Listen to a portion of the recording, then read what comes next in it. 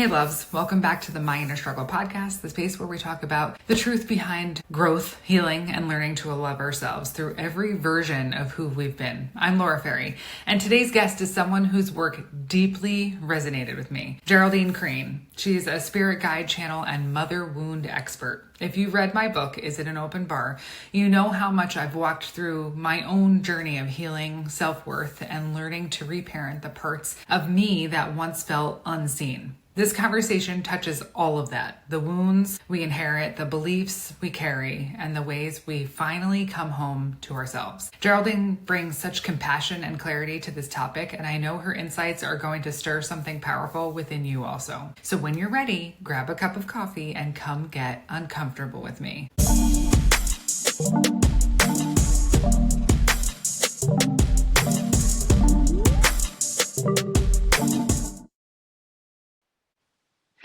Thank you, Geraldine, for coming on and joining us. I'm really excited. Do you want to tell us a little bit about what you do? Yes, we were just talking about it's actually quite hard to explain what I do. In very simple terms, I help people to heal mother wounds with the love of the universe. That's putting it very simply. But I'm a spirit guide channel, so I bring through those messages that your spirit guides have been trying to tell you, or I help you to connect with your own spirit guides through hypnotherapy. But the reason for doing all of that is to help you to feel the unconditional love, safety, acceptance, validation that they bring, because often those who carry mother wounds, who've had a difficult or challenging relationship with their mother, have not felt validated, have not felt accepted and loved. And so they carry this hunger to be cherished, which we usually try and feed externally. Yes. We want other people to validate us, other people to give us love, and so end up people pleasing, trying to be who they want us to be in the hope that they will give us that love. And through that connection with your spirit guides, they guide you to realizing you've got it all within. So it's not even like becoming dependent on your spirit guides for that. It's not about that. It's about them showing you how precious, how amazing, how powerful you are, so you can start to cherish yourself and bring yourself that love from within. And it's beautiful. I really love it. I kind of can't wait. Ever since we connected, I was really, really excited about this. For the listeners, what is the difference? And we had talked about this before, but if you can share, because I pull tarot every day, and that's just part of my morning ritual that I do for myself.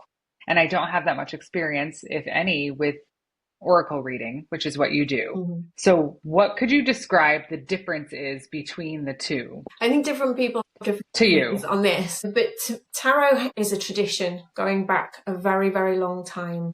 And it's something, most decks will have the same cards in. They'll have different designs around them, but they'll have like swords or the death card. There's all like certain cards which always help them to get into a certain direction or a meaning. And tarot is very blunt to the point, and quite often can guide you more into what's coming your way. Oracle cards are very different in their energy. They're a little bit more gentle. They're a bit less blunt to the point, but it depends. It depends who's written the oracle cards. All oracle cards are completely different, and it all depends on who's written them. So you can get oracle cards that are all written about certain crystals and bringing your messages through that way, or the moon, or angels. It can be very, very different. I mean, I'm just sitting here. I've got the Rose Oracle, I've got Oracle of Angels, I've got a Healing Spirits. They're all completely different. And the energy that they hold is very, very different depending on who's written them and where they've come, what the purpose is. And working with them for me is much more, rather than telling you what's coming, it's getting those messages from your spirit guides that you maybe haven't been hearing. It's them trying to communicate with you. So they're a tool to connect with spirit and bring through what they want you to hear right now. But as I say, different people work with them differently, and that to me is still completely valid. We all need to work with spirit in our own way, and I always support people in doing that. It's never my way or the highway. I don't accept. You've got to do your. That's good. I think that's good because, yeah, we're all individuals. Mm. How do you decide, or do you let the spirits sort of channel you to choose the deck that you're going to with each individual client when you're working with someone? So it's different scenarios. If somebody's coming, so this is my garden room that I work from in my outside my house in Yorkshire in England. If somebody's coming here, they can see all my cards, and I have a lot, and they choose. Whatever they're drawn to, I let them shuffle them. I let them pick the cards out. If I'm working online, I am generally guided to 3 sets because to be able to show you all my cards, I couldn't hold them up. I want to see that at some point. I think that's cool. Okay. It doesn't have to be now, but you're going to have to send me a picture or something. I I'm need to see addicted. that. Yes. I love it. Yeah, I love them. They're just because they all bring a different energy and work a different way. So I love playing around. And some cards you really connect with. So I've got some cards that I've got that are there just to swap with anybody else who isn't happy with their cards because they're not sitting with me. You know, they're just not gelling. Nothing wrong with the cards. It's just an energetic thing. Right. Yeah. But yeah, so if I'm working online, I tend to be guided to 3, but I usually know which one the person's going to go with. But I will give them the 3, and then they usually go with the one that I knew they were going to go with anyway. Okay. If I'm doing like on every Monday, I go live on Instagram at 11:11 UK time, and then Okay. of course I pick the card. Like Spirit let me know that morning which cards I'm going to, and sometimes it can be the same cards week after week, and then suddenly it'll be a different set. But it's literally just looking at my cards, and I know I'm drawn, or like they show me a picture in my head, and I go with that. So yeah, it's different for different circumstances. I just did a well-being fair and I just took my favourite ones, you know, and then let each person choose from my favourite ones. So yeah, it can go either way. So there are so many things running through my mind right now, but what led you to this? Okay, that's a long story. I feel like I'm sure. I feel like has led me to this. So I started diving into spiritual development stuff really when I was 19. But even from being a child, my mum would play me meditations by Louise Hay. She would talk me through Deepak Chopra's work. I followed Gordon Smith, which one of the cards I was going to offer to read with you today are Gordon Smith's cards. Mm-hmm. He is described as the psychic barber. It's a Scottish, very, very incredible medium that I've followed since I was 8 years old. So I've been interested in this stuff since then, and it's one of the things, though I don't have contact with my mum anymore, I'm very grateful to her for that she brought this into my world and made it feel possible and didn't poo-poo it, or, you know, she really encouraged that side of me. So I'm very grateful to her for that.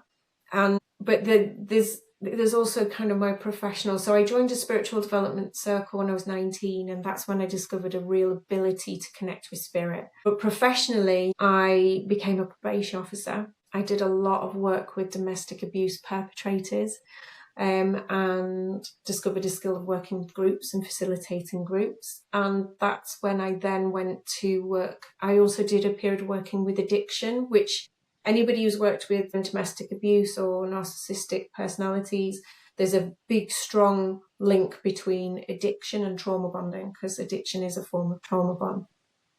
Right. That's been really, really useful.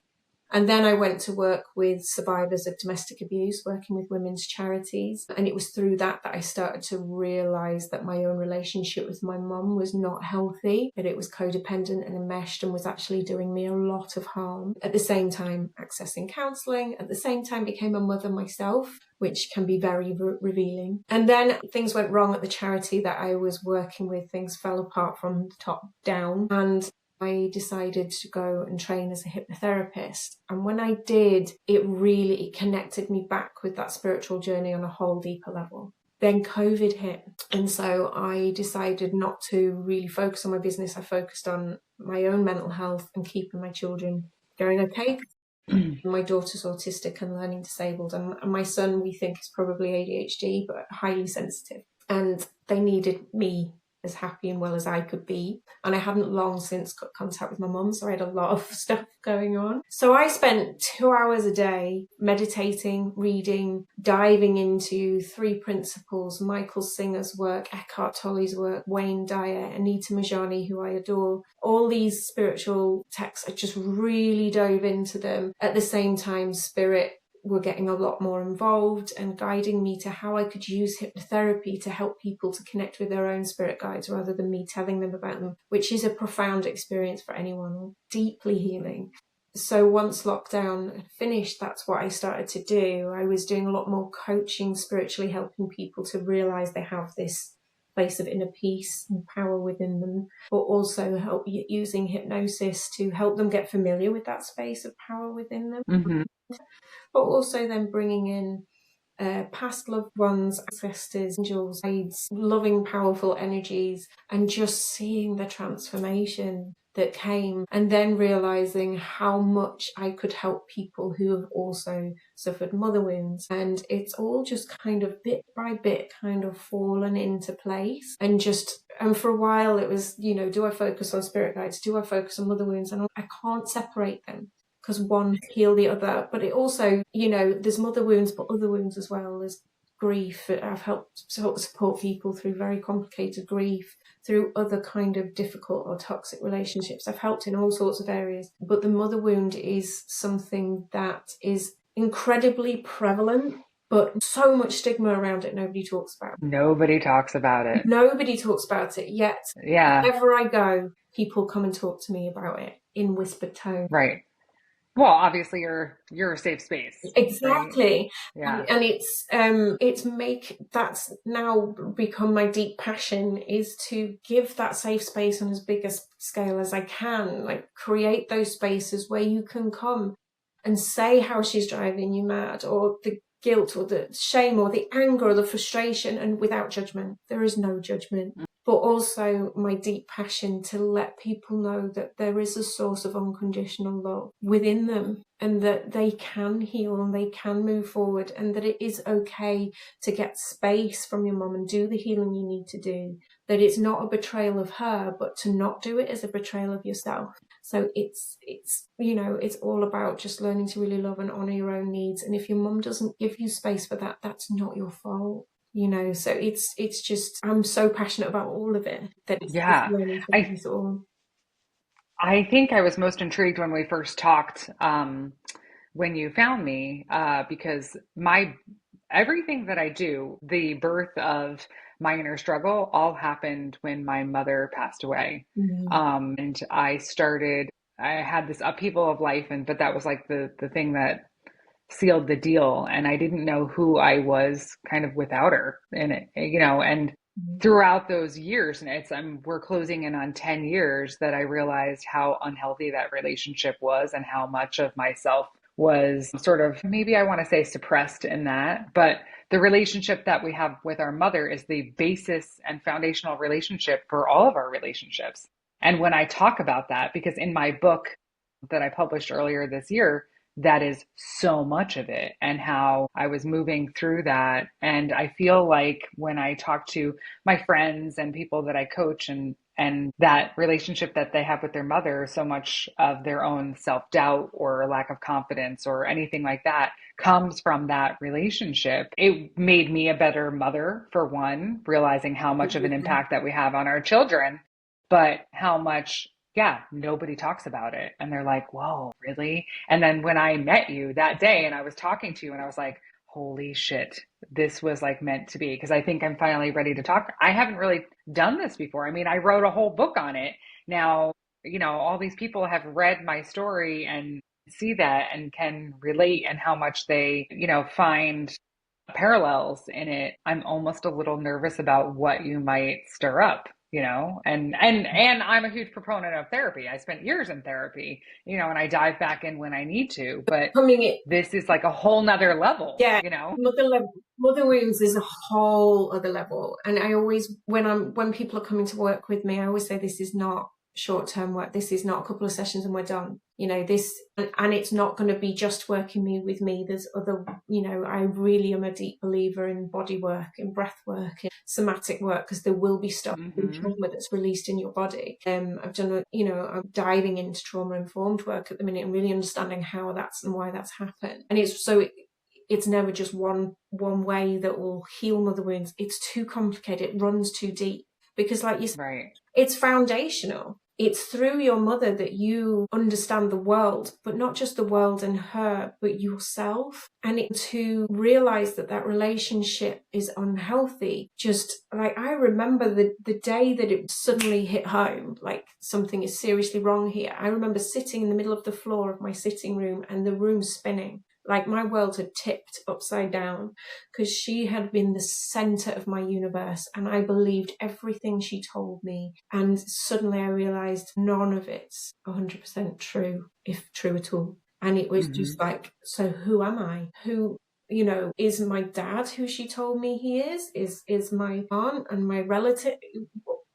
What I don't know what's true anymore. And I would have family members saying to me, do you think this true or that true? I don't know. And it's so destabilizing. It's so scary. So if people are coming to work with me, it's scary. And it's also, as children, which you are always your mother's child, no matter how old you are, as children, we have written into us a dependence on our mothers. So we need our mothers to survive. So to do something that may cause them to reject us feels life-threatening. It's really scary to think, okay, if I go and do this work, she could reject me. If I try and put boundaries in place, she could reject, and she could. A lot of the healing is realizing you will survive. You will survive. Right. Well, and so, I mean, we'll talk about it so you're going to do an oracle reading on me, which is like super exciting because I've never done that before, but to tap into this, I feel like, and when I share with my friends and my clients that I talk about that and my mom and everything, and I almost feel like I have it easier in a way because my mom isn't around, that I was able to heal those parts. Not that our relationship may never have been mended, because you can only meet somebody where they are, right? I didn't have any control over her growth. So it's just interesting to think about. And I often wonder what would be if it hadn't gone that way. I probably wouldn't be who I am now. That's for sure. I know that much. But would I have been able to heal so much if she had still been present? I don't know. I think that's really complicated. I've got a very old friend of mine whose mother, oh my God, her energy. I remember being in a room with her once, and it was a very large room, but I could feel her energy, and it was poisonous. She was a very, very, very difficult woman. But she passed away before he pulled away. And he did say to me, it's funny because he's one of the few people who hasn't seen me for a while, says, please tell me you haven't got back in contact with your mum, which is so validating that somebody gets that. But he said to me, I wish I'd cut contact before she died. I wish I'd done that for myself. That's interesting. Okay. So yeah, I think I was the last of anybody to see her other than, the hospital staff. And I think I knew that night. I mean, I definitely knew that night when I was in the hospital with her that was going to be the last time that I was going to see her. And I didn't want to leave. And it was probably like 10:30 at night. And she literally said to me, she's like, just go. I'm going to be fine. I'm not going to die. I'm going to be fine. You come back tomorrow. And I knew. I left there and I was like, that was it. Total ugly cry on the way home. And early the next morning, it was probably like 3 or 4 in the morning, something like that. We got a call that we should come as soon as we can. And I think all of us, I'm one of 4 who, we don't really communicate that much anymore, honestly, the 4 of us, which, I mean, that might not always be the case. Obviously, we're each, in our own journey, but she passed away right before any of us got there, back to the hospital. And it's been interesting for sure. And I just heard something, like a clip of something, and it might have been like a Mel Robbins podcast or something like that. She had a guest on that was like, none of us were raised in the same household. You could be one of like 10 siblings. It doesn't really matter. You were not raised in the same Right. household because the relationship between your mother and the child and like what position you are in line or your personalities or whatever, we all walk away with we all had a different perception of what happened, and I wrote about that a lot in my book. This is my story. This is my perspective. This is how I felt, and these are my feelings, but it doesn't mean that any of my siblings had that same experience. So yeah. And it all depends where your parents were in life and what they were going through at the time. I know Financially, like exactly. I know anything. with my Yeah. own children, my daughter got a very different mother to the one my son did, because my daughter was older. So when her autism was becoming aware, noticeable in her learning disability, and she was really struggling, wasn't self-regulating, was very, very difficult. I was still in a relationship with my mother, and it was beyond fractious. It was very, very difficult.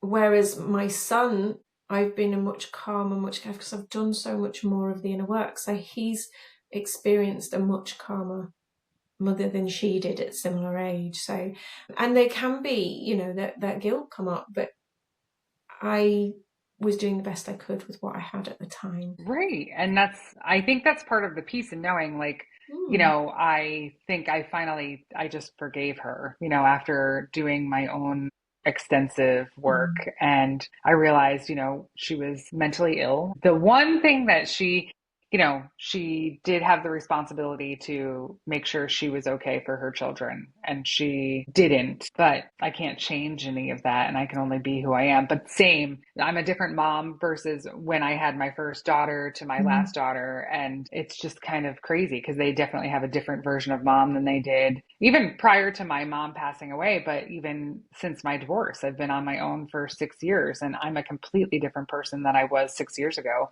I'm a completely different person than I was 2 years ago. I've had so much perspective, and you go through those tough times, those really, really dark moments, and they birth you into something so much better, and you actually experience what you're capable of. So it's been really fucking hard, but holy moly, but we wind up where we are, just like we were saying, like there's always something, right, that we have to like deal with, whether it's but it brings us to now, and what you do with that is up to you. So you can choose to grow from it, or you can choose to be, bitter. And it is your choice. Yeah. My mom was someone everybody loved on the outside. So she was very covert. Everybody loved my mom. But behind closed doors, it was awful most of the time, and talk about like, setting the tone for relationships, or romantic relationships, or even friendships. Like, oh no, are they mad at me? Are they going to be mad at me that I stood up for myself? Like, all that's taken so many years, and sometimes it still surfaces a little bit. But I'm at the point where I can like kind of, say to, my best friend, and I'm like, are you going to be mad at me if I do, XYZ? We know each other, and they're like, no, don't be silly, but it's like those things, standing up for yourself and setting healthy boundaries, but it's scary to do It's that. really hard. One of the biggest things is, yes, we can have trust issues with other people, but actually the biggest issue I see with mother wounds is trust in ourselves. And that's because when we express our own opinions or own ideas, it's seen as a betrayal. So we're not given the healthy space to really have our own opinions and ideas. I had my child turn around to me the other day and said, look, I'm going to tell you something, and I just want you to listen, because usually you do this. You tell me this, that, and I just want you to just listen. If I talked to my mother that way, it would not have gone well. But I love the fact that he felt safe to do that. Yes. He felt safe to say no. Or, when you did this, you scared me. Or when you did that, I was really hurt. They feel safe to do that. And that's beautiful, and the thing I'm probably most proud of, because I don't get parenting right all the time. God, no. Well, and you're breaking generational cycles, generational triumph. Like, you're setting the tone for your children. It stopped with you. So how amazing is that? And that was like, I had it a few years ago, and I was like, this is an aha moment that I was having with my youngest daughter. And all of a sudden I had this like triggering thought that I was like, if I had said what she said, I probably would have gotten my ass kicked, for one. or, or screamed at, or, which is just as bad, or Mm. screamed at or whatever. And I was able to like keep it in check and go, okay, I think you need to like just chill out. Why don't you just go do your thing and we'll cool off and then we'll come back together. Beautiful. It's huge. Yeah. It's Yeah. huge. But my experience was, if I had really said how I felt to my mother, if I needed space or this is too much for me, the constant threat from her was self-harm or suicide. And it was just, so I was terrified. I was terrified to express myself. And it has come up, that real lack of trust. Am I perceiving the situation right? I had an incident with my husband recently, and I just said to him, when you do this, I think you're doing that because you're annoyed with me about something. Am I interpreting this right? And he went, no, just do that because I'm going to get it wrong. Yeah. The difference is you will still have those thoughts come up. You will still be triggered by things because the healing continues. It just goes deeper. But it's the awareness and the being able to communicate about it, and also the patience and gentleness with myself. Once upon a time, I could have got very annoyed or angry with myself, and I don't anymore. I love the phrase, "Oh, bless me." I like that. I don't do that. I like that. Me. And it's just having that same patience and tenderness. What I find is people with mother wounds are generally very good at seeing the beauty in other people, very good at having so much patience and love and acceptance of other people that it's helping them to do that for themselves, because that's what self-love is. It's not thinking of the best thing since sliced bread. Nope. It's having that same tenderness and patience and compassion for yourself. So when you get things wrong, one, you can admit it and you're not scared. You can just say, okay, bless me. Next time I'll work on this. And, I like that. yeah, I got things wrong with my daughter the other day. I was convinced she'd got something in her lunchbox she hadn't. We got into this argument about it. I opened the lunchbox and went, oh, you're right. Really sorry. A bit of a joke between us now. I'm like, yeah, I got that one wrong, didn't I? But it's that I could have just kind of beaten myself up about it completely. But I was tired. There's been a lot going on and I got it wrong. And I upset her because I got it wrong. And I'm like, I'm so sorry, sweetheart. You were completely right. Like, you got me. Which she then just went away smiling and laughing because, yeah. Right. And you taught her that lesson too, because now she knows like she can own up and take responsibility for when she's wrong. I've definitely, my oldest, well, actually, they'll all kind of call me out, I guess. Like if I have, it's just I'm divorced, so it's just the four of us, Mm-hmm. basically. And so my oldest had said to me, this is probably like last year, maybe when she was like leaving for college, and she had gotten home, and I was like definitely like cranky. I'm tired. I was probably hungry. Who knows, And she's like, "What's going on?" I'm like, I don't know. I think I need a nap or something. Just ignore me right now. I'm just having a moment.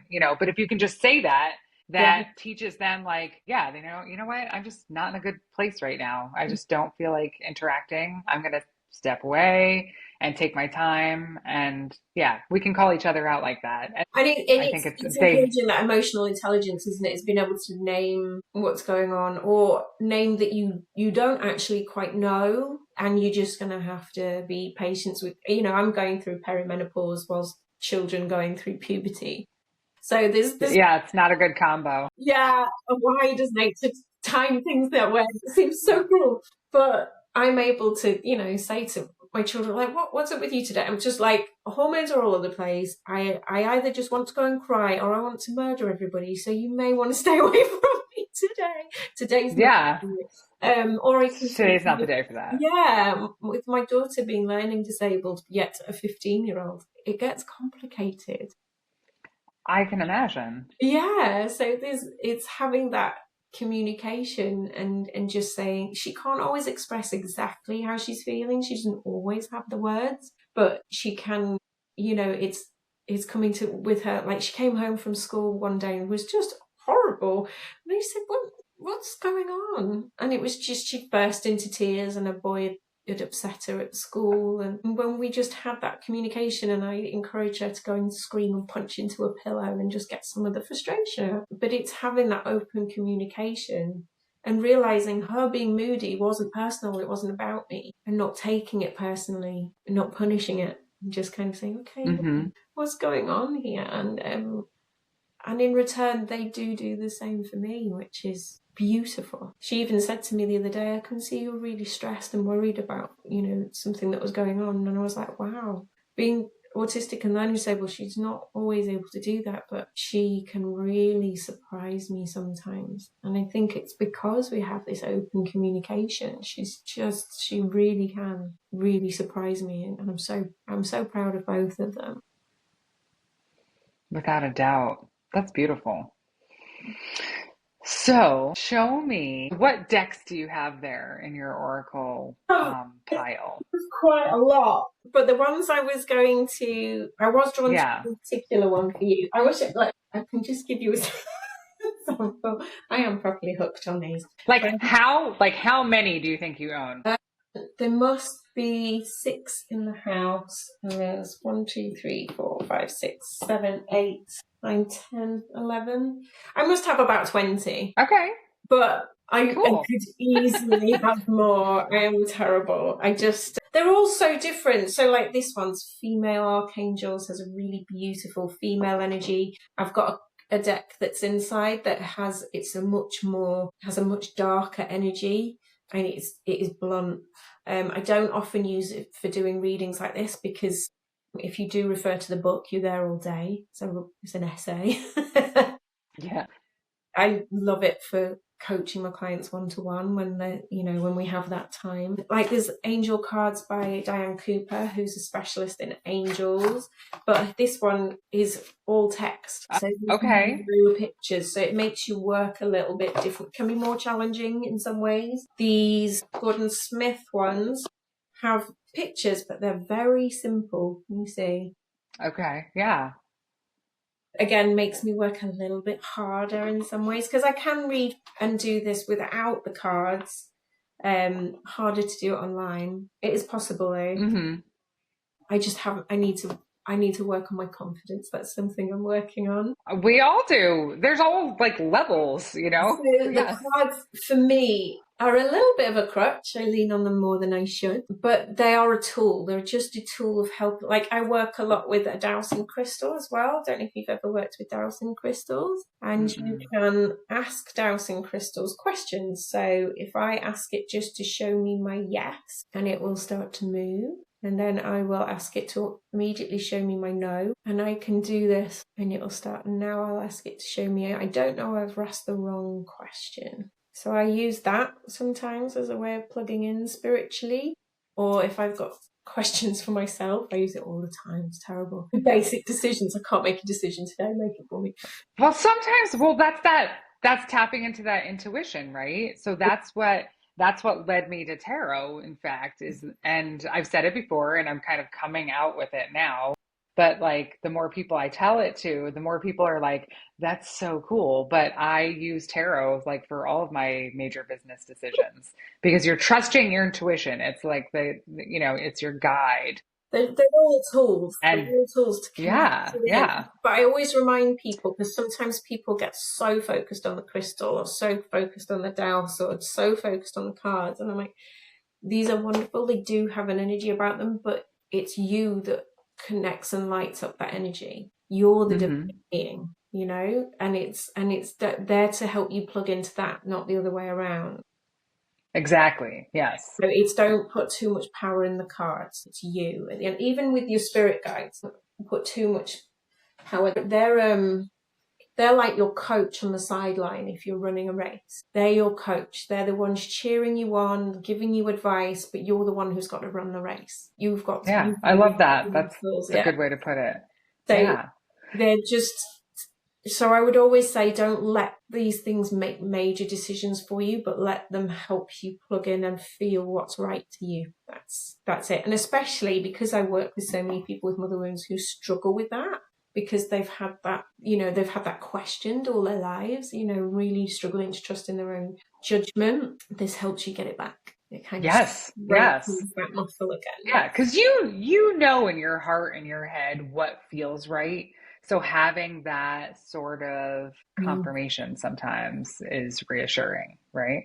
Yeah, especially when you've had that key person in your life make you question that all your life, you're going to need Right. Yes. So I'm going to let you pick. I want Well, whatever these speaks were to the you, ones you that pick. they were making it very Okay. clear at the beginning, which I was quite Okay. surprised. I thought might be another set, but they've said these ones, which are written by Gordon Smith, who's a wonderful evidential medium. I hope to meet him one day. I have followed him since I was very young, and he seems to That would be be so cool. he seems to be a very beautiful soul, very genuine. These were his first ever oracle cards. They're quite recent, actually. So I leapt on them, and they are extremely popular. People are generally very, very drawn to them. And they are about those healing spirits and guides that are around you. Now, I always make it really clear when I'm doing any kind of reading or spirit guide work with people, different people, particularly different mediums, or spiritual teachers will have different ideas and interpretations around spirit guides. And it doesn't mean that one's wrong or one's more right than the other. It's just what is beyond this human experience is very complicated. And so spirit bring us a meaning or interpretation that makes sense to us, that we can work with. Because if we tried to understand everything, our little human heads would go. So we try and keep Right. it. Yeah. And the way that I work with spirit and spiritual tools is I try and keep things as simple as possible so you can just bring it into your everyday life. So you don't have to be a born again medium or a galactic channel to get what I'm talking about. I try and keep it dead simple. Okay. Yeah. So we all have a team of spirit guides around us, and we have two main. There's your main guide on your left hand side. They've been with you through life after life after life. So most of your past lives, they will have been with you. And you're so deeply connected that when I do readings, it's very rare that they're the one communicating with me, because it would be like me introducing you to your twin or your best mate. And when you do start to connect with them, so if I do hypnosis with people and connect with spirit guides, often if it's not a past loved one, because often they will come through first because their energy is more familiar to you, and often there's some grief work that needs to happen. But if it's not a past loved one, often it's your main guide. You might not recognize them in your human self, but there'll be something inside you that just knows, oh, I know this energy. And they are wonderful to connect with. Mine is very cheeky, thinks he's very funny, but he's a joy to have around. But when I'm connected to him, it is just so easy. There's just no pressure. He's just there. He's got me. So your guide on your right-hand side is the one that I will usually connect with when I'm doing readings, because they're your gatekeeper. So they kind of gatekeep energy. And it's through them sometimes I will connect with other spirit guides. Within your spiritual team, you can have ancestors, past loved ones, animals. It's amazing what different energies can be within people's spirit guides. And we have a core team that are with us all the time, and some of which will have been with us from birth. We can have people join our core team, and that's usually a past loved one that's very close to us, or somebody that's come in because we're evolving spiritually and we need like the next level of guidance. But you will also have other energies that come in and work with you that may be part of an extended team, or just higher energies that come in when you need them. So it's never simple, it's quite complicated. And I think the key to this is keep a really open heart and a really open mind. Through doing this work, God, I've seen and experienced so much that I'm so like open-minded about everything. I'm just like, okay, let's see what happens. So when we're doing these readings, sometimes I get details around your spirit guides, but more importantly is the messages. It's those things your spirit guides have been wanting you to hear and just haven't been able to get across. And that's my job, is to channel those messages through. And through that, channel their love for you, so you can start to feel some of that love. The next level is when I do hypnotherapy with people, and you feel that and see them and experience them for yourself, which is different for everybody. How you experience will be very unique to you, but it's beautiful. It's life-changing. But so the different ways I'll work with the cards is I'll shuffle, and quite often you'll see one just jumps out, or my eye is drawn to one. If you're in the room, we may spread them and you pick them, but I tend to when I'm doing it like this, or when I'm doing my live on Instagram, I do it this way and I will be drawn to particular cards. If I'm not sure, I use my dowsing crystal to check. So I can Okay, perfect. I can hover it, especially when I'm doing Instagram, because I'm just getting names pop up. And half the time it's an Instagram handle. It's not even their name. So I'm Right. very little. So I will I'm genuinely. super intrigued by this. I can't wait to jump on your next live just to see. So I will just check, is this the right card for Laura? And there you go. It's giving me a nice clear yes. I do teach people how to do this as well. I run circles online and in person, and I teach people how to do all of this. Oh, that's awesome. Simple as possible, but yeah, it's just, I want people to have this in their daily lives. It's given me the tools and the strength. I always joke about, it was my mum who introduced me to this, but she gave me everything I needed to be able to cut contact, bless her. But I'm very, very, very grateful for it, you know? And it's one thing I want to talk about at some point is the whole forgiveness thing. There's a lot of pressure sometimes to forgive, and I would say don't put that pressure on yourself. Acceptance is key, but we can talk about that afterwards. It's something that's really important for people to hear, because quite often we feel this deep pressure to forgive and we're not always able, and that's okay. Right, I will check these cards because it's just nice to see. It's nice to see the dowsing crystal work, isn't it? Yes, I've never actually, I mean, I've experienced it before. I've gone to a place locally, but I've never like done it before. Mm. So I'll have to dive into that. Yeah. So sometimes when I'm reading for people, I will use the book. Sometimes I won't. It just depends. Sometimes the meaning comes through so clear that I don't need to. Often when I'm doing the Instagram ones, because I've got so many people coming on, I will trust what I'm getting through. Sometimes I get spirit going, no, look at the book, because there's some more detail in there that you're not getting. So look in the book. So you got one spirit guide, one. And this, I'm getting, this is very much about trusting in your own intuition. So I talk about a lot about we have an inner divinity, and your inner divinity is that point within yourself that is connected to the universe. There is a point within that is peaceful and calm, that your natural setting is peace, joy, and calm. But we get distracted by it, by either our thinking or, you know, other people, especially if you're in a difficult relationship or, you know, toxic relationship at work or friendships. They can pull you away from it, make you believe it's not there, but it's always there. And the best way I get people to think about it is it's a sunshine. And yes, clouds can come across the sun, but we don't suddenly go, right, sun's gone. I can't see it, it's gone. We don't all suddenly panic. It's a good job in Yorkshire where I live, because we get a lot of cloudy days. But we don't panic. We have this faith that, okay, I can't see the sun, but I know it's there. I But know it's the clouds there. will part. Yeah, I know the clouds will part, and I know the sunshine will return. And that's what this is about, is having that absolute faith in your own inner sunshine, in your own inner resilience, inner peace, wisdom, in your inner divinity, that you are a divine being. At the end of the day, nobody can take that away from you. It is not possible. Nobody can take your power or your wisdom away. They can distract you from it. They can cause dark clouds, but they cannot take it away. And it's really leaning into that you have that within you. You have always had that within you. And it quite often for people who've had mother wounds, we've had clouds put across that most of our lives. So it's really helping you to realize it's there. People who want to control us or are scared of us, a lot of the time it's abandonment issues. They're scared of us rejecting or pushing them away. They won't want us connected to that sun. They don't want us connected to that power. It scares them, and it is fear that causes them to try and block you from it, or make you think it's not there, or make you think, in my case, it was much more, she wanted to be that. She had to be my sunshine. When actually, Yes. and that disempowered me from my own sunshine, which is, you know, can be very debilitating. But it's realizing you have it, it's there.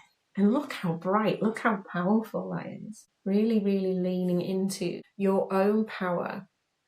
And also, I'm being really, really drawn to, I don't know if you can see it on the camera, there's a little energy down here, like a child. And it was almost, you can almost feel like a family. The best way you can serve and support your children is to serve and support your own inner divinity, is to let your sun shine bright, to really have faith in it, because it will guide them to having faith in their own. It will show them how to do it for themselves. I remember during lockdown when I decided to just meditate for 2 hours every morning, another mother that I was talking to at the time said, "Don't you feel selfish for doing that?" And I said, "No, because I am showing my children how important it is to do the self-care, to do that. I'm setting the example that it's okay to say no and go and look after yourself." And that is one of the greatest gifts I can give my children. So it's knowing how important this is, that shining your light is really, really important. And we'll read what it says in the book. They're nice and short in this one. I like these. Clear your mind of all conflicting knowledge and trust the path you have chosen. So this really is about trusting your own inner guidance system. Like, put the blinkers on. Don't listen to what other people say, because they've got their own clouds going on and they're none of your business. What other people think about you and what you're doing is none of you. They've got a right to think whatever they want. It's none of your business. Clear your mind of all conflicting knowledge and trust the path you have chosen, and soon you'll be moving towards more spiritual practices. So there is more of this going to be coming in. This is the time for you to trust your spirit guide to get you to the next level of your life. And this can be the times when we can feel quite stuck, like we're stagnated. Like, I've got so far and I can't get any further. That's the time where we get still. So when I teach spiritual connection, I talk about stillness, allowing, and trust. We have to get still. We have to get some quiet going on in our minds. Now, I have ADHD. My mind is never 100% quiet. And most of the people I work with are very similar. That's okay.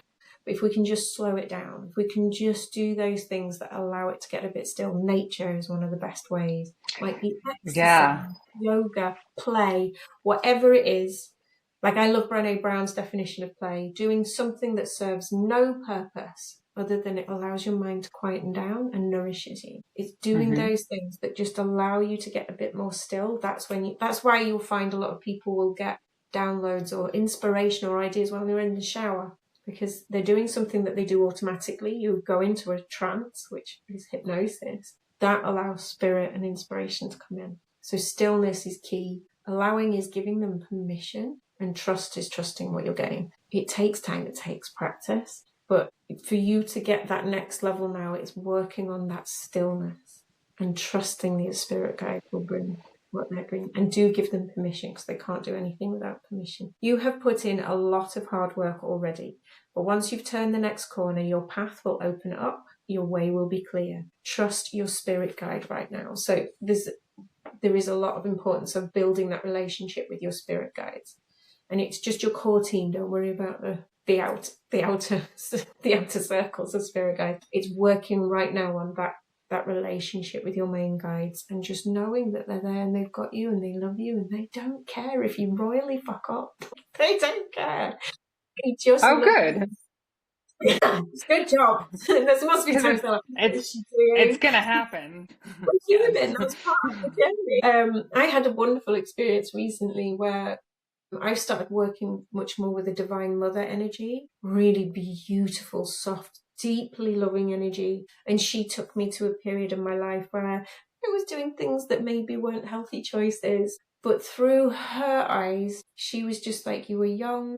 You were doing what you should be at that age. You were rebelling and experimenting and doing things. That's fine.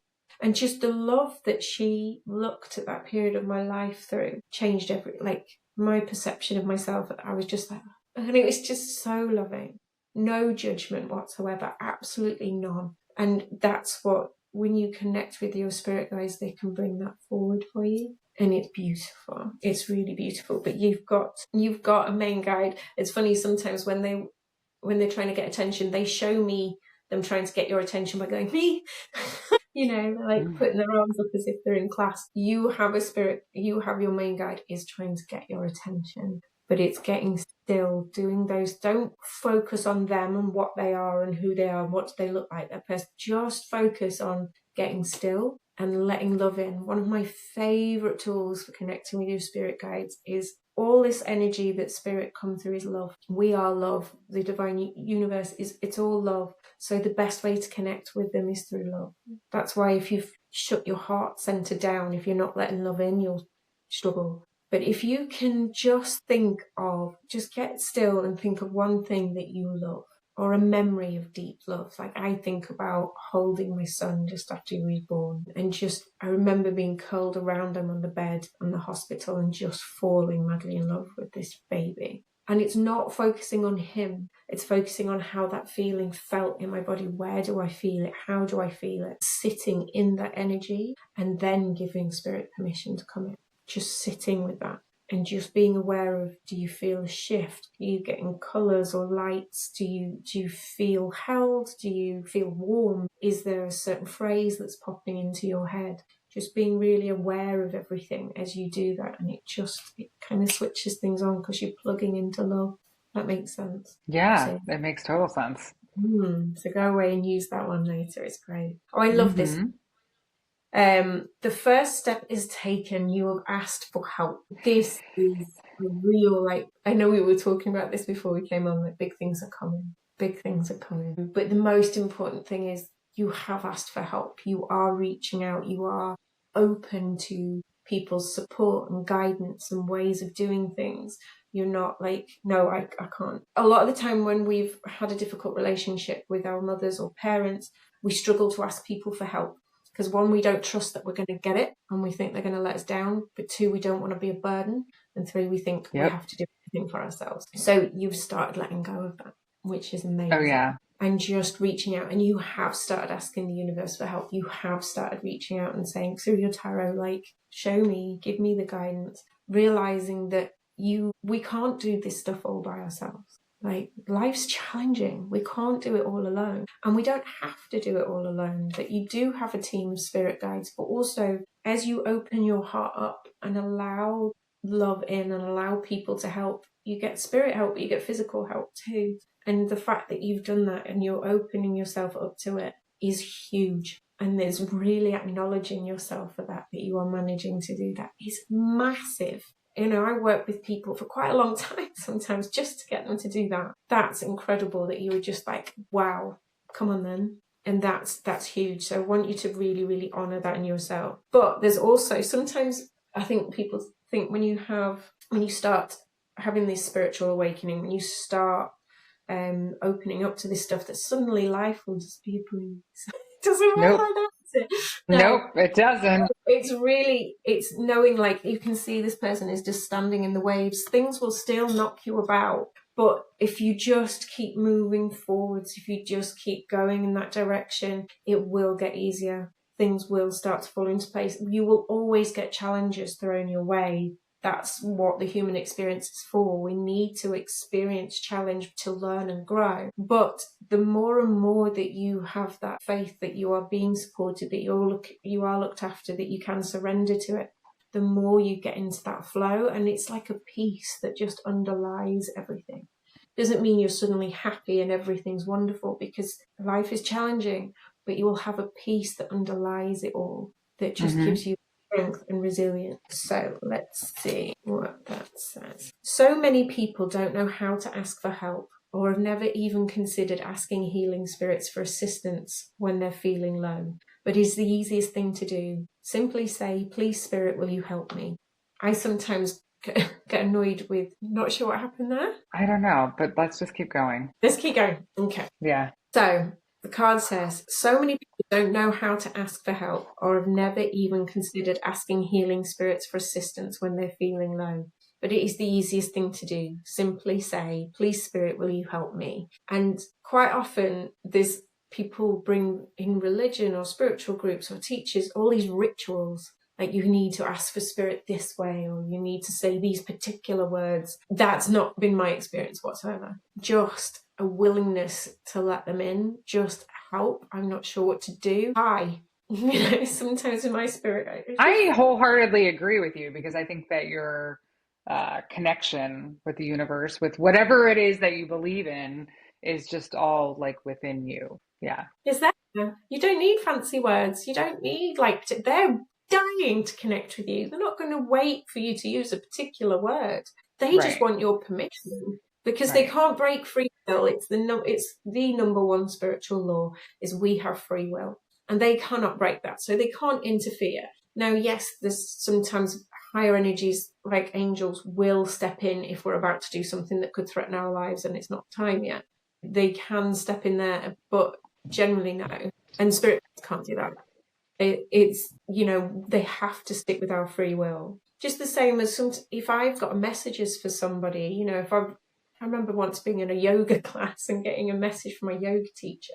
I have to expressly get his permission. I can't just walk over and say, by the way, your spirit guides are saying this, that, and that's breaking his free will. I have to go over and go, I've got this. Do you want to receive it? If it's not, it's absolutely fine. You have to have permission, because that's their journey and their learning. And that's exactly the same with your spirit guides. But you don't need anything fancy. You don't need to go to a particular building. You don't need to be wearing a particular crystal. You are the spiritual being. You are the divine being. That's enough. So yeah, but you're already doing that. That's what this card is acknowledging. Spirit healers and helpers will soon be in your energy and working to lift you up again. Take a moment each day to feel their healing energy in your life and allow yourself to be balanced and regenerated by their healing balm. It is also important that you learn to give thanks when you do this practice. If you ask from the heart, it shall be given. I'm not one for lots of daily rituals because I'm not very good at it. So it's not something I teach. Having ADHD, developing habits is near impossible. So I never put that pressure on anyone. However, I do think it's really important every day to just tap in, connect in, plug in, whatever way that is for you. So for me, often before I go to sleep or when I wake up, I'll just connect in. And I often say things like energies aligned with love, or energies of love, light, compassion and truth, whatever resonates for you. I always think we should have something around energies aligned with love, or you could be calling in other energies. And I always have some form of protection when I'm talking with spirit. So I use a pyramid. When I wake up, imagine a pyramid coming around me. Now, this is really useful if you've got people around you who are not good for your energy. So if you when you first wake up in the morning, just imagine a pyramid coming. It can come around you. It can build up around you. You can step into it. It doesn't matter. But once you're in that pyramid, just be aware of anything that doesn't serve you just bounces off the outside and you stay safe within. And then surround that pyramid with gold, silver and white light. And I always place a star on top, which is like your antennae to divine source energy. Now, I go into more detail when I work with people, but just that alone will really help you to protect your energy. And you will find that every time you do it, your pyramid is slightly different because it depends on what you need that day. So when I worked as a probation officer and was dealing with some very difficult characters, it was usually double glazed glass. So I needed to be able to see things clearly, but I was not accepting that energy.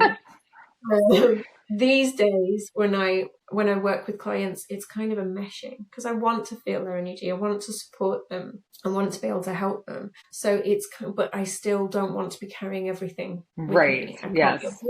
It's kind of like a meshing, so their energy weaves in and out of it. So it's it to be whatever it's made of that day, because there may be something coming you're not aware of. But it's a really useful tool. I used it a lot when I knew I was going to have to be around my mum or, certain characters I was working with. And it really helps. I even had other colleagues as a probation officer who would do it and they'd go, oh, this really helps. It does. So it's a good exercise that most of the people I work with, I will encourage them to do at some point in the morning, as early as you can if possible. But obviously if you're getting woken up by babies and toddlers, it's a little bit harder. But I've got clients who have like a little pyramid by their toothbrush so they remember to do it when they wake up. But it's just a really lovely way of protecting your energy. But other people will do it different ways, and that's absolutely fine. It's just taking care of your energy and protecting it is really important. Even when we're around people we love dearly, if they're really angry or really upset, it's not going to serve us to absorb that energy. Right. So it's okay to protect yourself. Yeah. It's like putting the gas mask on if the aeroplane's going down. You put yours on first and then you can help everybody else. And you've got to take care of your energy. It's precious. It's really important. But yeah, it's bringing in those practices daily to start just connecting in with spirit, with just giving them permission. And when you get those little signs that you feel their connection, it may be repeating numbers. It may be, for you, it might be symbols of a white feather or a butterfly. Everybody's different. whatever your symbol is. It may be that you hear songs that suddenly pop into your head that are really relevant to something you're going through, or it just suddenly comes on the radio, or a synchronicity of the right person just rings you and gets in touch right when you need to. When you get these little signs from spirits, just saying thank you. Even if you're not 100% sure it's a sign, say thank you anyway, because it just opens you up to more coming. And it also helps you to start spotting them. Kind of programs, your brain very much works on cognitive resonance. So the more you recognize something, the more you'll see more of it. And it just helps to build that relationship up with spirit and build that trust. So always say thank you. It's manners, but it also sets up that gratitude and that energy. Yeah. To welcome more of it. Yeah. Well, everything changes when you start with a gratitude perspective, for sure. And that's kind of like where you have to begin. Yes. Yeah. It's life-changing gratitude practice. For some people, it is writing something down every day. For me, it's much more of a just general practice. For even, somebody lets me out on the road, or somebody holds the door open for me. Thank you. Just the tiniest signs.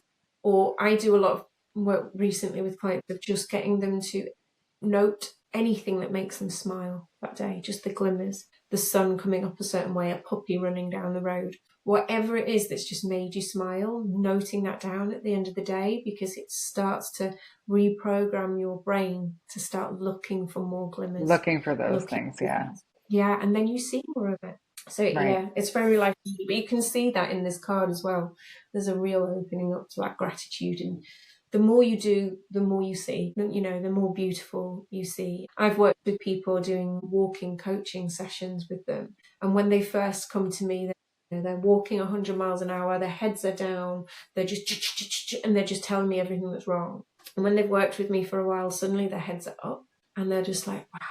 They're walking slower, they're seeing the beautiful, they're feeling the aliveness of the trees around them. It's just that shit. And it's just beauty. Even though there is crazy things going on in this world right now, and we won't get into politics, but there's still beauty there. There's still so much we can connect to, and it's just the more and more you look for those glimmers, the more you see, and it starts to shift things. So yeah, there's a lot of that in that card. This doesn't surprise me that all this cards come up for you. Carry the torch for others to see and wake up the world. There is a lot of us that have come right at this time because we need to bring the light to the world, and it's really important that we bring that light. They're showing me so much to share with you. Sometimes cards like this can feel like a lot of pressure. Like, if I'm going to lead, if I'm going to be that example, I've got to get everything right, and I've got to do, and there's it feels like a lot of pressure. The best way that you can bring that light to the world is through loving and honouring yourself. So I think of it, I love the metaphor they gave me recently of the world is feeling quite dark right now. But if you imagine you're carrying like a bucket around with you that has a little fire burning inside it. And every time you do something for yourself, that you either eat healthily, you get that bit of exercise, you spend time with people who make you smile, you put the boundaries with the people who don't, that's like putting wood in that fire. And the more wood you put in that fire, the stronger, the brighter that fire burns, the warmer it burns, which benefits everybody. Everybody around you, all the ones you love, but the world benefits. And we need that light right now. And it's your responsibility to take care of you so you can burn bright and bring that warmth and light to the world. Because there's some people in the world right now that can't do that. There's things going on for them who cannot do it. But if you're safe and you can, then you should, because they need it. We're all connected energetically. And you're either giving that energy in because you've got it, or you're taking energy out to haven't. And if you can make sure that you have the energy and can put energy in, that means that they can draw on it. Anita Majani, who's an amazing spiritual teacher, she talks about this a lot, and it's really important because it shows you that self-care is actually the least selfish thing you can do. And as light workers, as healers, and the work you do is healing. You heal people through your words and the way you talk. That means you have to take care of yourself even more, because then you can help even more people. So it's really important you do that, but it's also really important that you don't take on other people's stuff, because then your light starts to dim. And that's when I bring in my second favorite metaphor, and that's the lighthouse. So if you want to be bringing that light to the world, you want to be that lighthouse, you want to help people find their own way home, you need to make sure that your foundations are strong. So that in fact, let me grab you a lighthouse. This is so fascinating. Always have a lighthouse on me. Always have a lighthouse. Because it's really important. And I'm sorry if you're listening to this and can't see it, but it's with a lighthouse, it's important that you have your foundations are strong. You know who you are. Mm-hmm. You are a divine being. You are a good person, no matter what your mother ever said. You are a good person and you're doing your best. Have that firm foundation, know that. And then you take care of your walls because, life's going to batter them. Take care of your walls, hold your boundaries and know that it's important to do that. It's okay to do that. It's okay to say no. You can hold your boundaries. And then you take care of your energy. So that electricity that's going to let the light shine bright, you take care of that. You prioritize it. You do not give it away unless it's for somebody who's worthy of it or you get it back. You take care of that energy. It's important because then your light shines out and guides other people home. But one thing we can do quite a lot if we carry mother wounds, particularly if you had to parent your own mother, is we have a habit of getting in other people's boats and starting to, show them the way home because we think we know what's best because we've had to fix everything for mum. We think we need to fix everything for everybody else. You have to let go of that. We don't know what's right for other people. They need to do that for themselves. So if we're jumping into other people's boats, one, we could take them in the wrong direction because we're taking them where we think they should be and they need to follow their own inner divinity. They need to follow that and learn to trust that for themselves. So we're disempowering them from learning that, which is not fair. But also, if we're busy steering everybody else's boats, this light is going to dim fast. Right. Because there's no energy left. And then that means all those other boats that were for miles around will benefit from you. The light's gone. So the most important thing is stay in your lighthouse, shine as bright as you can, and then people will find their way home in their right way, but your light will help guide them. Mm-hmm. Does that make sense? I love that. It's beautiful. And honestly, everything that what you just said has resonated so well. I think that in 2025 specifically, I have learned so much about serving myself, but also letting go, like being that light and not taking control. And it's really hard for one, because if you see, especially doing what I do, like even in business, right?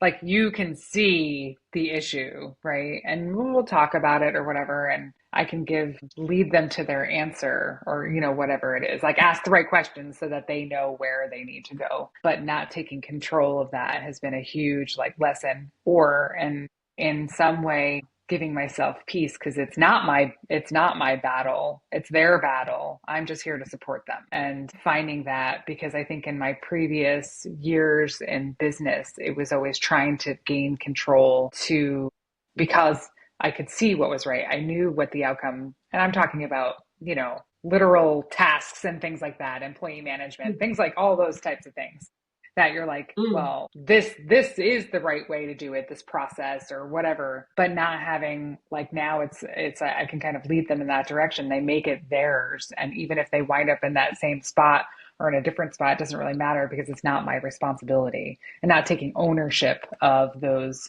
problems or issues was huge. Yeah. And I forget what the other thing was that I thought about it as you were saying it. And I was like, wow, that is so spot on. How the cards that you pulled, I continually pick those same cards all the time, those same types of messages all the time, that I am being led to where I'm supposed to be. And I truly believe that I'm living my life's purpose right now. There's no doubt in my mind. And I don't even know if you know this, but just last week, I put together an empowerment event for women. And I had 6 women business owners come and speak, and I gave them their voice. I was able to facilitate an opportunity for them to use their voice. And continually, I'll ask, I'll pull tarot and I'll ask, that's my job. That's my mission in life. And I'm doing exactly what I'm supposed to be doing. And one of the things that I do, I am a big ritual person, and habits actually help me a lot to stay on target. But one of the things that I do in the morning when I'm doing this little practice, I'll light my intention candle and I sage and do all of those things, is I read my manifesto. And part of that is that I'm here and I'm meant to help women rise. And I'm here to lead them home to themselves. Literally, I say that every single day. Then you pulled out the lighthouse, and I just think that's so cool because it's like it's so aligned. It's not even funny. Like, how do you can't even like make that up? You know what I mean? And we had no idea that that was going to be said or mentioned or anything like that. And I just think that's so cool. It just makes me feel so good and grateful that I'm heading in the right direction. Nothing is confusing. No. It's funny, isn't it? When you are moving in the right direction, you almost feel it in your bones, don't you? It's very hard to explain to people. And it's, my business, especially over the last year and a half, has not been paying me very well. I've had a lot of personal challenges I've been facing, but people are like, how do you keep going? Because I feel it in my bones. I know I'm supposed to create safe spaces for people to explore spiritual connection, to heal from their mother wounds, to really step into their power. And it's very, very hard to explain to people. Well, because there's some people that are so stuck in like the practical way of life. And yes, we need money to survive, right? And keep us safe, in our houses and support our children and things like that. But this is like bigger than money. And I did say this at that event too, because I was like, at some point, the money will come. It's just another form of energy. It's flowing and it's going to come and it's going to go and it's going to come and it's going to go. Financial security has been something that I've been trying to secure for myself for a really, really long time. Whether when I was married, I mean, as a child, we struggled financially. I had more weight on my shoulders than I really needed to, as a kid. And then in my marriage, we definitely struggled. And then after and getting divorced and trying to support myself, it's been a challenge and there's been ebbs and flows. I just went through a couple of the hardest years that I've ever done on my own, unsure of what'll happen. And it wasn't until I had this spiritual awakening, basically, that faith kind of was the driving force. And now every month, it's not, my business is doing more. I have more clients than I've ever had, ever. Beautiful. And I'm making more money than I ever did ever in my own business. Am I where I need to be or where I would like to be yet? No, but it'll happen eventually and I'll get there. And having that absolute faith, I had a complete epiphany that I was basing the success of myself, my business, my work on financial. And actually, when I think back to where I was 5 years ago, my work has reached so much further. I have programs, memberships, circles that I run. People I've worked with are now moving on and being coaches themselves and doing incredible things. Lives have been affected and it's rippled and it's focusing much more on that success is not financial. Success is reaching that point where you know what you want to do. And it's taken me up to now to really own I am a mother wound expert. That is like, there's very few people who can tell you more about this stuff than me. I know my stuff. I've even got to the point now where I am thinking of setting up training to support therapists and professionals, coaches, and how to help people with mother wounds. Because if you haven't experienced it, it's not right. Then deal with. And helping people to understand the different ways it can come out, the different, because there's different kinds of mother wounds. There's mothers who are very cold, mothers who are overly, almost enmeshed with you. That has different impacts, and really understanding how you support people who've had that experience, because it's not something that there is any research around. Because trust me, I've looked. There's only a handful of books and I've read them all. There is very little information and support around this issue, and it is something that's not talked about. It's, abuse from a mother, and it's not always abuse. Sometimes it's just a lack of emotional awareness and space, but even abuse is not recorded and researched, which is incredible, because when it comes from mum, it has the greatest ripple and effect, but it's not researched. Because it's assumed it just doesn't. It's kind of like, it doesn't happen, it's not happening. Oh, I'm sorry, it is. So getting back to your card. Yes. Have you noticing in every card how bright the light is in every single one. Like, there is so much here around that lighthouse, is around realizing that you really connecting with your light and really plugging in and getting that spiritual support, but also plugging into your own power just starts to awaken other people. And it's not about, like you say, it's not about going, I'm right and you need to do this. It's about you stepping into yours, inspires and causes other people to step into theirs. It is being the lighthouse, not trying to drive the boats. But I feel you already, you're stepping into that now and everything is shifting. But it's also, there's when we step into being the lighthouse and not the fixer, there's a joy in it, because it kind of go, oh, I don't need It's to. a relief, because it's hard holding everybody's stuff, like from the moment I was a kid, and as far as long as I can remember, and I wrote about it in my book, is like I was holding everybody's emotion and managing their feelings. And that's really fucking hard. That's a lot. And it's And not yours. no, and it's not mine to hold, right? And so I did that Yeah. for a really long time. I would say that didn't even really fully change, or I stepped into that until I was healing from the last relationship that I was in, because I was holding so much of his issues too for him. And I think he needed me to, because he needed the Mm. help, because I'm here to help, right? Mm. But it wasn't until that ended that I was able to really recognize that and then grow from there and finally release it. But as I help every new like client, say a coaching client, and I'm taking less and less on, I'm being more of an observer role kind of, and being able to help people, it's life changing. And like you said, like I can't, unless you've experienced it, it's really hard to describe. I keep saying that all the time, because I wake up and I feel, even though my situation isn't perfect, life isn't perfect, we're navigating, all of these things, there's always something happening, in the house or with kids, or, trying to find, more businesses to help and things like that. It's far from perfect, but man, I fucking love my life. And I couldn't have said that a decade ago at all. In fact, I was miserable, and I was dragging myself through every day in survival mode. And to know what it's like, or to even describe what it feels like on the other side, it's like, I don't know, it just feels incredible. It feels so freeing. And one other thing that I wanted to say to you about before, about our definition of success, is whatever you define it to be.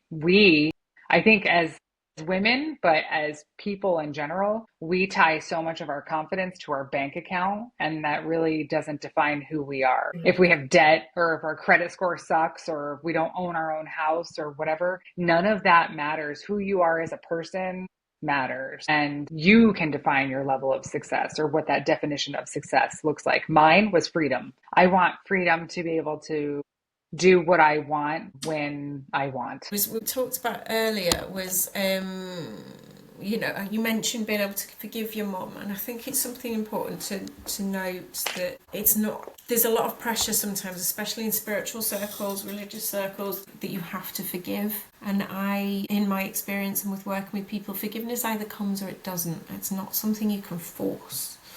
Right. So when I work with people, it's much more around acceptance. It's accepting what did happen, and we can't change it. It's accepting that she is or was the way she is, and that's not something you can fix or change. Only she can do that. It's accepting that the wounds that you've got, acknowledging the harm caused, acknowledging the wounds, accepting them, but also accepting that you have the power to heal and stop it, moving on to the next generation, and accepting that you have worth just because you exist, no matter what.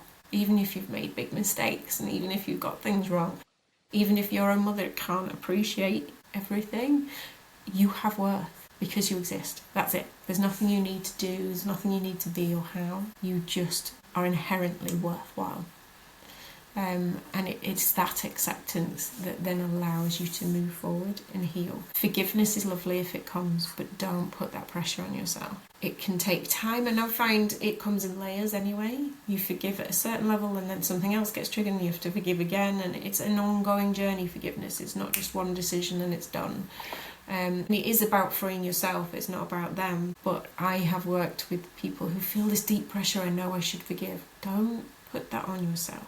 Just work on the acceptance, and in time, Maybe forgiveness. that makes a lot of sense. Maybe it's more acceptance than forgiveness necessarily, because I resonate with what you said. I think I understand. Like, I understand. Obviously, we're not going to get into it now. Maybe there'll be another podcast. But I understand why it was the way it was. She definitely, the responsibility was on her to take care of herself. And I think that's part of like my mission of being a mom, is to take care of myself so that I am okay for my children. And I think that's so important for all of us. You know, we have a responsibility to our And children, we I do have a think. responsibility to protect our children from our wounds, which is something my mum couldn't do. For one reason or Right. another, she wasn't able to do that. And I accept that.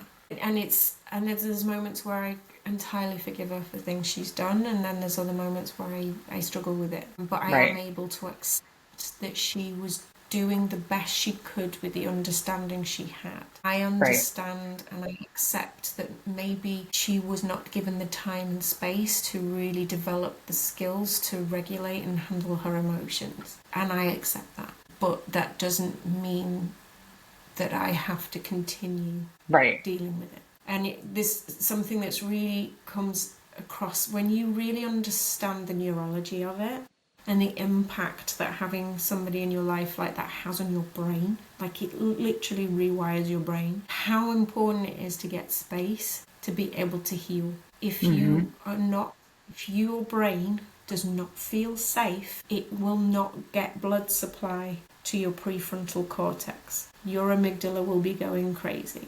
You would just be hypervigilant, trying to do whatever you can to stay safe. You won't be able to think through things rationally. And you cannot heal if you can't feel things properly. If you're in your amygdala and you're in fight or flight, you cannot feel the emotions. You cannot heal them properly. You need to get safe and then be able to feel the feelings in a space where they're held and validated. And that's when your blood supply gets back to the prefrontal cortex and you can start to really release yourself of those wounds. But that's why, for my most important part of my work, whether it's around spiritual connection or mother wounds or whatever it is that somebody comes to me for, they feel safe. Because you cannot do the healing if you do not feel safe, so you can then feel the feelings, whatever they are. You know, some people come to me and want, you know, they're holding on to feelings of deep anger or resentment or bitterness towards their mother, and they daren't let it out. And this is the safe space to go, no, it's okay. They're feelings. Allow them to be felt, and then they can move through to something and change to something new. And we have to accept. Again, acceptance is so key. We have to accept the feelings, we have to accept harm was caused, and accept that it wasn't your fault, and accept that it isn't your responsibility to keep putting up with it simply because she's your mother. There is so much pressure to put up with things from our family, from our mothers especially, simply because they gave birth to us and because they took, you know, they put a roof over your head and fed you. But if you know, sometimes if you listed the things your mother did to you without mentioning you as a mother, people are like, well, you need that friend out of your life, you need to end that relationship. The minute you say it's your mother, it's like, oh well. I even That's had your mom. a very Right. fully qualified counsellor say to me, who was training me in domestic abuse and understanding the effects it has on the victims. She was training me to support survivors. And I said to her, look, a lot of this is really familiar. Like, I'm recognising a lot of this in my relationship with my mum. And she was just like, no, your mum loves you. But, you know, it's not coming from your mum. That put me back and my healing back years. It wasn't until I had a counsellor who absolutely went, why are you not furious with your mother? Like, you should be furious and you keep defending her. You know, I needed that validation to be able to do that. So it's really important to have those safe spaces. It's realising at the end of the day, when you give birth or you adopt a child, you commit to the child. You commit to protecting, nourishing, nurturing, loving and accepting that child, not the other way around. Right. And it's so important to know that. And for some reason, some mothers are not able to do that, but that is never the Right. child's fault. Right. No matter how old Exactly. the child is. And it's just, I just really wanted to get some of those points across because I'm glad that you did. It's beautiful, and I'm glad that you mentioned what you did because there are so many of us that struggle, even with other family members in our lives too, right? That, it could be a step parent, it could be an aunt or an uncle or anything, a sibling. It's the same thing. Just because they're family doesn't mean that you have to forgive everything. No. And it's hard moving on from that. It's not an easy feat, but there are resources. Thank you so much for this beautiful conversation. I really thoroughly enjoyed it. Can you share with the audience where they can find you?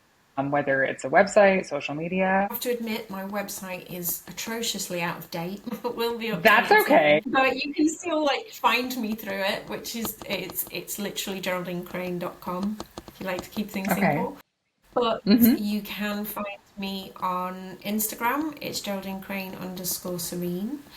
I'm on Facebook, Geraldine Crane, TikTok, Geraldine Crane, YouTube. I have a YouTube channel which is Healing Mother Wounds with the Love of Spiritual Stories of Healing Mother Wounds, which is in development at the minute. I even have a podcast on Spotify. So you can find me. Google me, I will Okay, good. pop up. Good. Okay, perfect.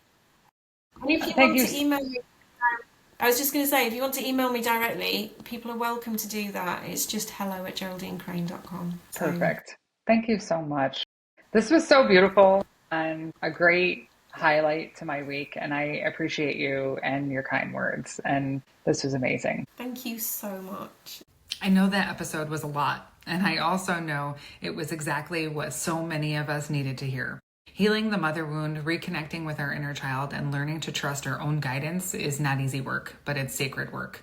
If Geraldine's words spoke to your heart today, let that be an invitation to slow down, reflect, and remember that you don't have to do this healing alone. You can revisit parts of this episode, journal through what came up, or join us inside the Self Love Club, our space for growth, connection, and becoming whole again together. Thank you for listening. Thank you for doing this work. And thank you for being a part of this community. As always, I'm thinking of you and sending you love, and I will see you soon.